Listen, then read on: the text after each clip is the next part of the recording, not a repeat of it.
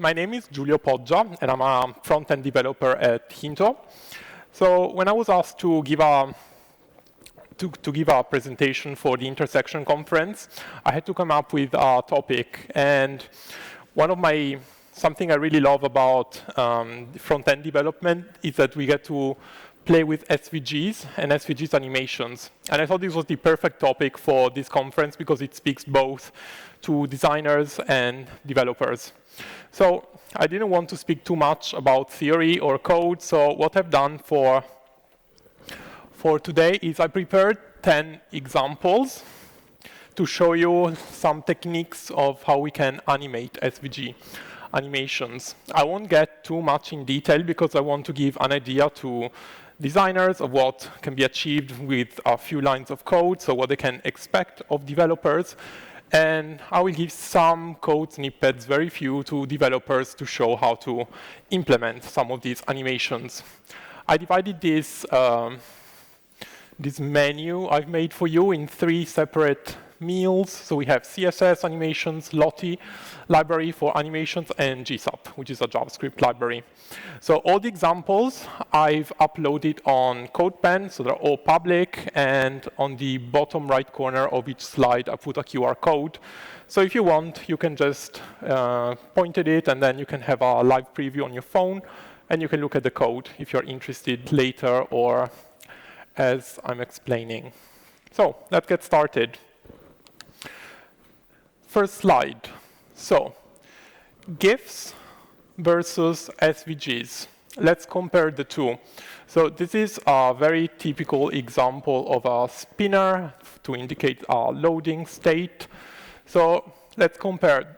At the top, we've got the original size. So we have 101 kilobytes for the GIF, 4 kilobytes for the SVG. In the second row, you will see the optimized version. I tried to optimize both, so you see that I managed to get the GIF down to 65.6 kilobytes and the SVG down to 1.3. So SVG wins here in terms of size comparisons. Now, another difference between the two, which is probably the most important. GIFs are images, so it's raster graphic. That means they have pixels. Downside to this, we cannot zoom indefinitely or it will start to pixelate. On the contrary, SVGs are vector graphics. That means that they're drawn with math. That means they are scalable infinitely. You can put it on an entire building or as a small icon, it doesn't matter. It will always stay perfect and sharp. Well, that explains my second point, which is in a GIF scale affects quality, whereas in the SVG doesn't really matter, it's absolutely scalable. GIFs is not navigable, whereas SVGs have a navigable DOM. What do I mean by that? SVGs are structured as XML. That means they're really similar to HTML. The advantage to this is that we can use CSS selectors to target whatever we want of the SVG and style it on the fly with code. Whereas if we wanted to change the appearance or the speed of the GIFs animation, we would have to open it in Photoshop, export it again, and give it to the developer, which is quite cumbersome. Last point I want to make is that they are both widely supported by browsers. I think maybe some people are a little bit skeptical about using SVGs because they think they won't render as well on every browser, but that's wrong. That's wrong now. They're supported by virtually every browser, even Opera Mini. So like even weird browsers. That's it. That's our first comparison, and that should tell you why SVGs are an attractive option for the web. Next. So I took inspiration from this animation by the Stripe website, the payment, the company that does payments online. And I just wanted to demonstrate how easy it is to make a simple animation as this one. So let's look at the code. I won't go too much in depth with this, but I'll just give you the general idea. So we have actually 3 triangles here. 2 of them are equal, so they're on top of each other. So we have one triangle and a hidden triangle behind it. That's the ones on the left, whereas on the right we have the, what did I call it? The second path. So what happens is with CSS, I give a class animate to those, and what happens when that class animate is applied, the first and the second triangle shift to the right, the second triangle gets hidden, and the first triangle starts to appear from the left. Now, what I like about this is that we don't use keyframes here. We're just using classes and transforms. That's all. Little note: I added a little bit of randomized colors with a few lines of JavaScript. So I've added a few colors on an array, a palette, and then just randomize the colors and assign a CSS variable. So it's quite easy to get this very simple, nice effect. Next example, I want to try make a few points here, 3 points mainly. Because of the navigable DOM, with each element we can assign a different keyframe with CSS, and that's what I'm doing here. There is a keyframe for the cat, a keyframe for the UFO, and a keyframe for the light, as well as the moon and the moon glow. Other point I want to make here is that SVGs are easily scalable. By removing the attribute width and height from an SVG, it will take the size of the container. That's really good for responsive. I usually always take out the width and the height from SVGs, and then I just style the container div that I put around it. Next point I want to make here is that, as you can see, as the viewport changes, I'm hiding elements. That's another advantage we get from having a navigable DOM, so we can make the animation scale properly, and we can remove elements so that it looks simpler and more appropriate to tablets or mobile. Few takeaways. So this is what I would like to point out here. Removing width and height from an SVG makes it fill up its container, which is what I just said and demonstrated with this animation. You should always try to optimize your SVG. There is this resource online that is SVG OMG. It's really good. You just dump your SVG there and it spits out an optimized version.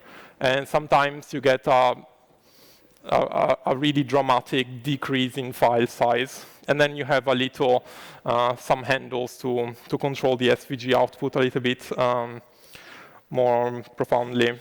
Third point I want to make is that not all CSS properties are animated the same by the browser. You should only restrict yourself to those two properties, opacity and transform. Transform has got within it scale property, skew property, rotate, and translate. This seems quite restrictive, but actually you can get a lot done with this. Most important takeaway from this is if you want to animate something left to right, don't use margins, don't use position absolute left and right, use transforms, because the browser can optimize that much better and you will get smoother animations.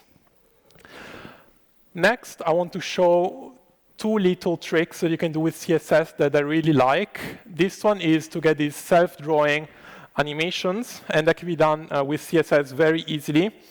So first, the inspiration for this. I knew that I wanted to present this, this trick at the conference, but I didn't know what to self-draw. So when I was waiting at the airport, I was waiting for the coach to take me to the car park from the airport, and I saw this.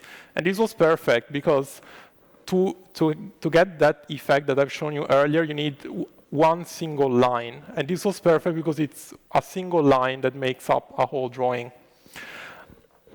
Let's look how it's done. So this is done by using two properties, stroke-array and stroke-offset. So it's line. I cannot see the lines from here, but it's in the CSS. So the idea here is, imagine we have a line that is long 10.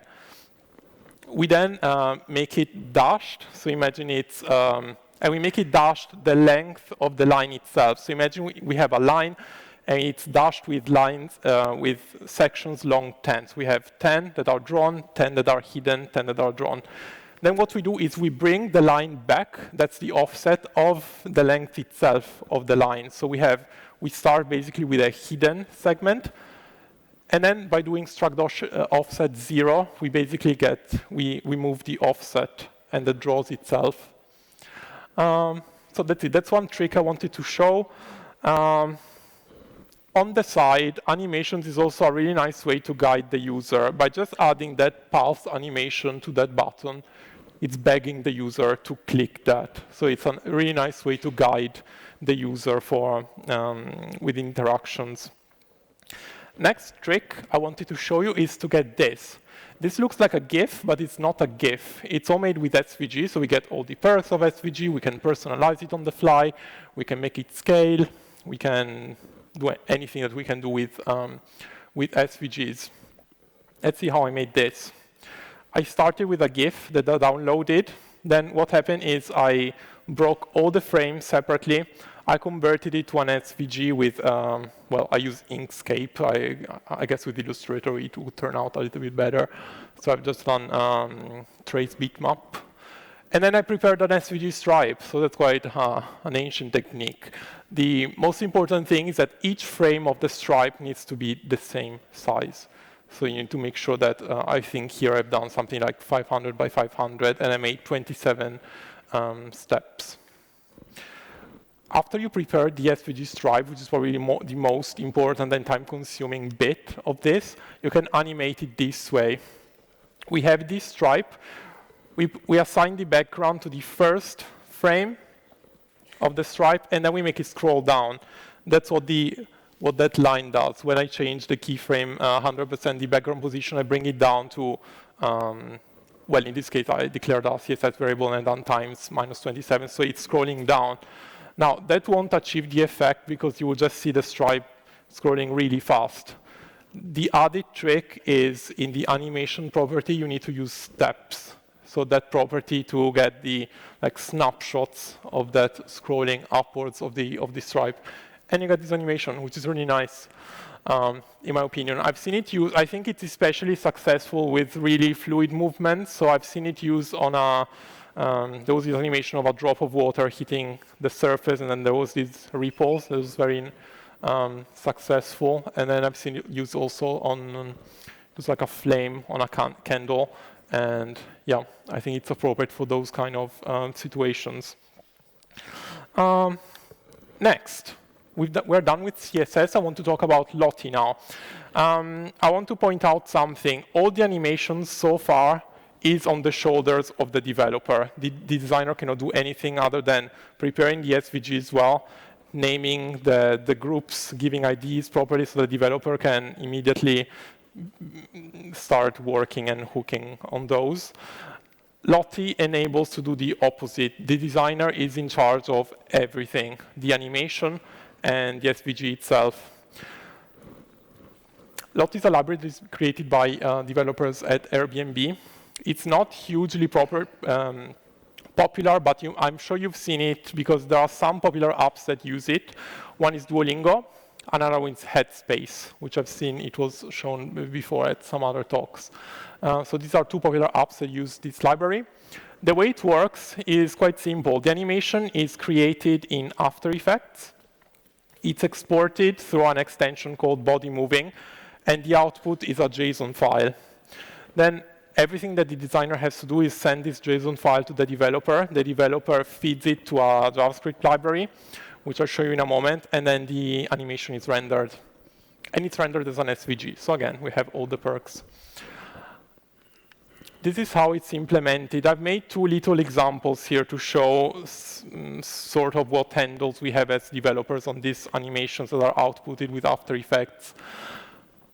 On the right, on the left, I have an animation that I downloaded. I didn't make it. This one I didn't make.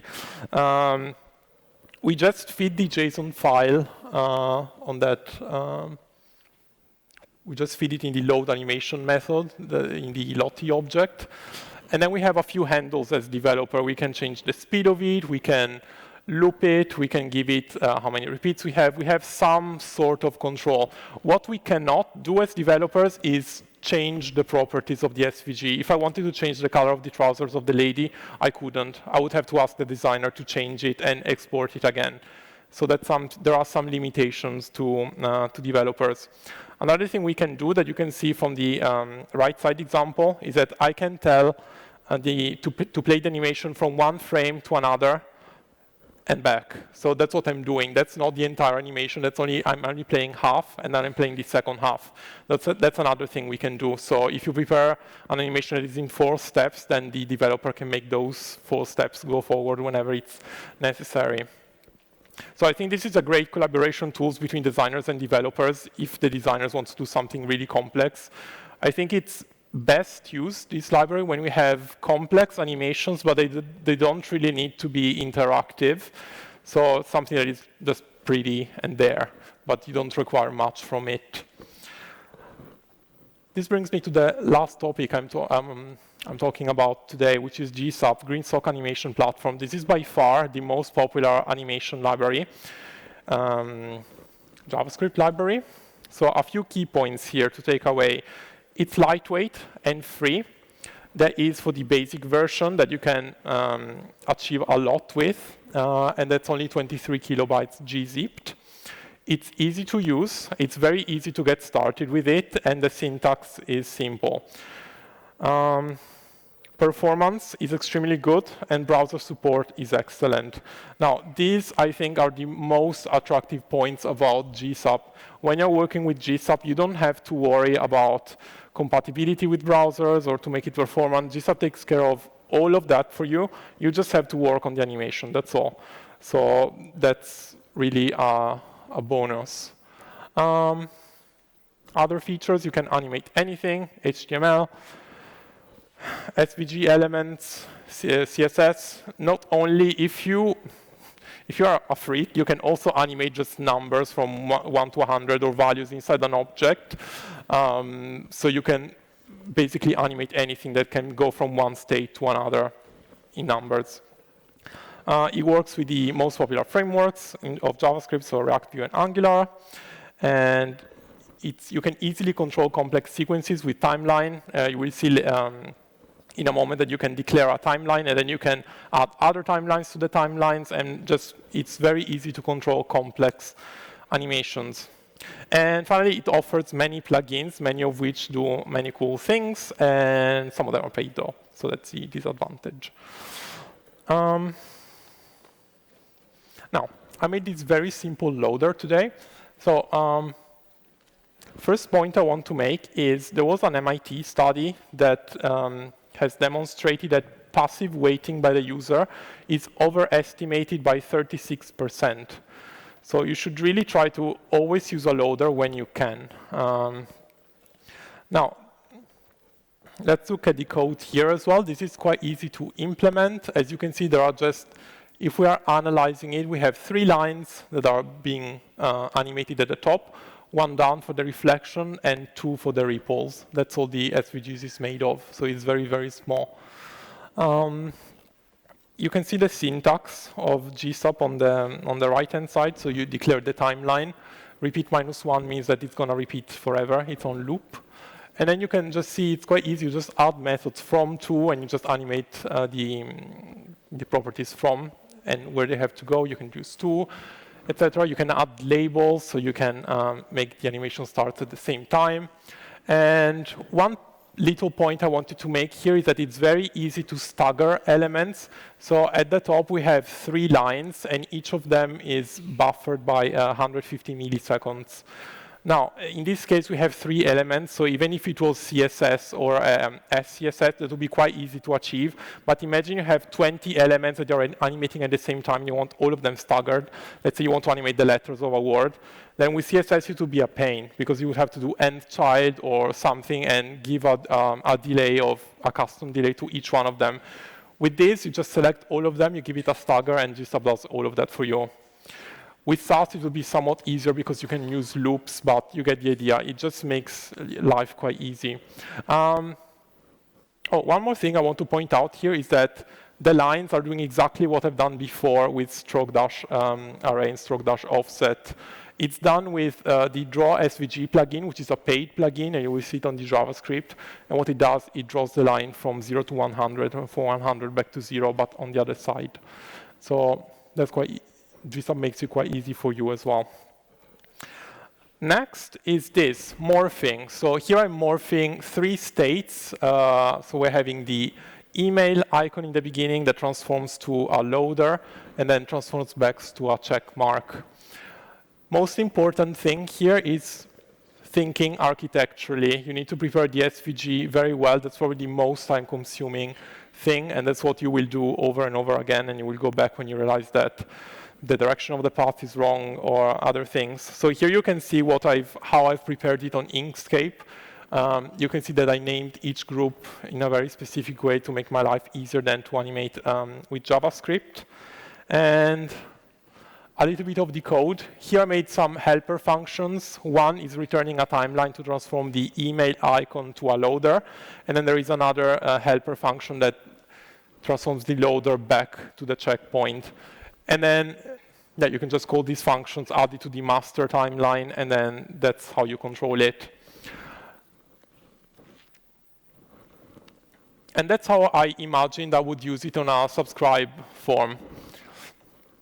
So as you can see, the form transforms, it disappears, it gets smaller, and then once it's done, it gives feedback to the user. That's a really nice way to tell the user what's going on. Say, okay, you've submitted it, now we're loading, please wait, success or error. That's a really nice way to give feedback, visual feedback. Okay, next. This is by far my favorite examples. I really love this one. It's my favorite child.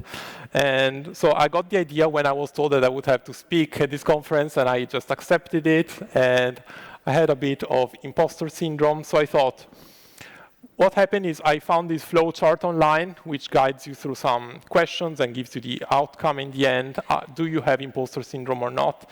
And I thought, instead of just doing a plain, boring flowchart, I'm going to do something a little bit more creative. So you can get, well, I'm going to give you a demo first. So we start from the initial state. I click Take Test, and what happened after that is I'm changing the view box to navigate the SVG.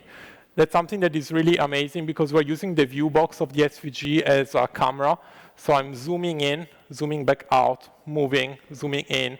And I think I really like this effect. I think it's...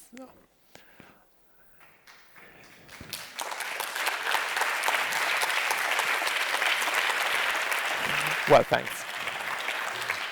And that's my result. I have imposter syndrome after all. So let's look at the code.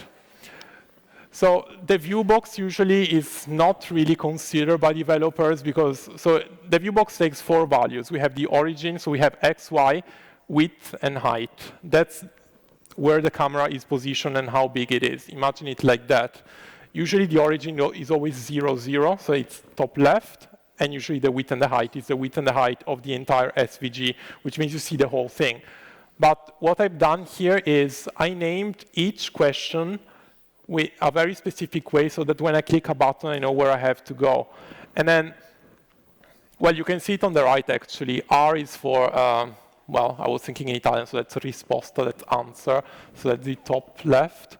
And then Q is question. So actually I was thinking Italian and English at the same time. Anyway, I just target that with JavaScript. I'm going to show you in a moment. And then by changing the view box to that, GSAP animates it to that place, and then I get the effect I want. With CSS, I couldn't do it because it's not an animatable property with CSS. I could only do it with JavaScript. And GSAP just make it so much easier. I would never do it, implement it by myself. And that's the method you can use that's for developers. I didn't know that method, but that's get vbox. So first you select the element you want to target. You call get vbox, and then you get that output. So you get x, y, width, and height, which is perfect for the view box. Then you just rearrange it. You make it to a string. You assign it. That's it. Done. Nearly to the end. Finally, this is some of the plugins you can use with GSAP. The top 3 are my favorite ones. Motion Path plugin that allows you to animate anything along a path. Morph SVG, which is the most impressive one. You can morph any shape from one to another.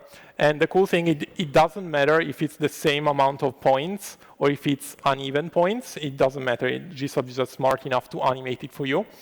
Then we got Scramble Text, and then we got so many others. This brings me to my last animation that I made for intersection, and I use GSub for this and the top 3 plugins.